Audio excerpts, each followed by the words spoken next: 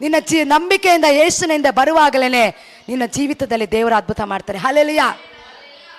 ದೇವರ ಮಕ್ಕಳೇ, ಯೇಸು ನೋಡ್ಕೊಂಡು ಬರುವಾಗ ಯಾವರ ಜೀವಿತ ಕೂಡ ಕೆಟ್ಟು ಹೋಗಲಿಲ್ಲ, ಯಾರ ಜೀವಿತ ಕೂಡ ನಾಶವಾಗಲಿಲ್ಲ. ಆತನಿಗೆ ನೀನು ಕೊಡುವಾಗ, ಆತನ ನೋಡ್ಕೊಂಡು ಬರುವಾಗ, ಆತನ ಬೆಳಕು ನೀನಲ್ಲಿ ಬರುವಾಗ ದೇವರು ನೀನು ನಡೆಸ್ತಾರೆ.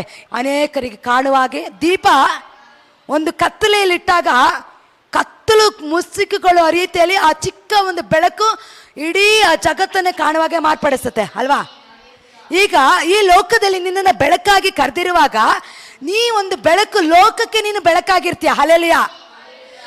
ನಿನ್ನನ್ನು ಆ ಬೆಳಕು ನಿನ್ನನ್ನು ಮರೆ ಮಾಡಿಡೋದಿಲ್ಲ, ನಿನ್ನನ್ನು ಬಚ್ಚಿಡೋದಿಲ್ಲ. ಬೆಳಕು ಬಚ್ಚಿಡಕ್ಕಾಗತ್ತಾ? ದೀಪನ ಮುಚ್ಚಿಡಕ್ಕಾಗತ್ತಾ? ದೀಪ ಎಲ್ಲೇ ತಗೊಂಡೋಗಿಟ್ರು ಆ ದೀಪ ಅನೇಕ ಕಡೆ ಅದು ಬೆಳಕು ಕಾಣುವಾಗೆ ಮಾರ್ಪಡಿಸುತ್ತೆ.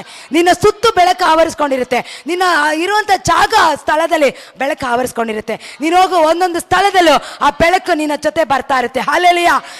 ನೀನು ಅನೇಕರು ಹೇಳ್ಬೋದು ನಿನ್ನ ಜೀವಿತದಲ್ಲಿ ಅದ್ಭುತ ಇಲ್ಲ, ನಿನ್ನ ಜೀವಿತದಲ್ಲಿ ಬಿಡುಗಡೆ ಇಲ್ಲ, ತಡೆ, ಹೋರಾಟ, ಪ್ರತಿಕೂಲ, ನೀನು ಕಾಲಿಟ್ರೇ ದರಿದ್ರ, ನೀನು ಕಾಲಿಟ್ರೇ ಅಪಶಕನ, ಶಾಪ, ನಿನ್ನ ಜೀವನ ನೀನು ಏನು ಮಾಡಿದ್ರು ನಿನ್ನ ಜೀವಿತದಲ್ಲಿ ಒಳ್ಳೇದು ನಡೀತಾ ಇಲ್ಲ ಅಂತೇಳಿ ಅನೇಕರು ಹೇಳ್ತಾ ಇರ್ಬೋದು.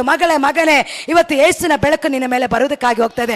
ಯೇಸುವಿನ ಜೊತೆ ನೀನು ನಡೆದ್ರೆ ಸಾಕು, ನೀನು ಹೋಗೋ ಎಲ್ಲ ಸ್ಥಳದಲ್ಲಿ ಆ ಬೆಳಕು ನಿನ್ನನ್ನು ಆವರಿಸ್ಕೊಳ್ಳುತ್ತೆ. ನೀನು ಯಾರ ಮನೆ ಕಾಲಿಟ್ಟು, ಯಾವ ಮನೆಗೆ ಹೋದ್ರು, ಎಂಥ ಜಾಗಕ್ಕೆ ಹೋದ್ರು, ಯಾವ ಸ್ಥಳಕ್ಕೆ ಹೋದ್ರು ಕೂಡ ಆ ಬೆಳಕು ನಿನ್ನಲ್ಲಿರುವಾಗ ಅನೇಕರಿಗೆ ಅದು ಕೂಡ ಬೆಳಕಾಗಿರುತ್ತೆ.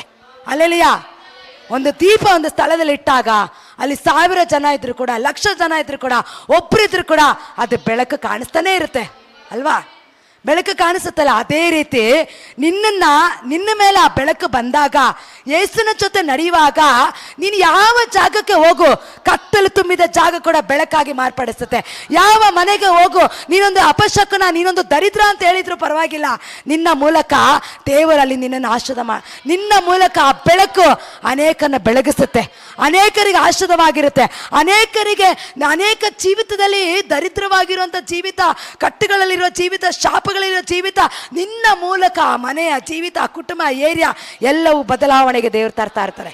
ಹಲ್ಲೆಲೂಯಾ.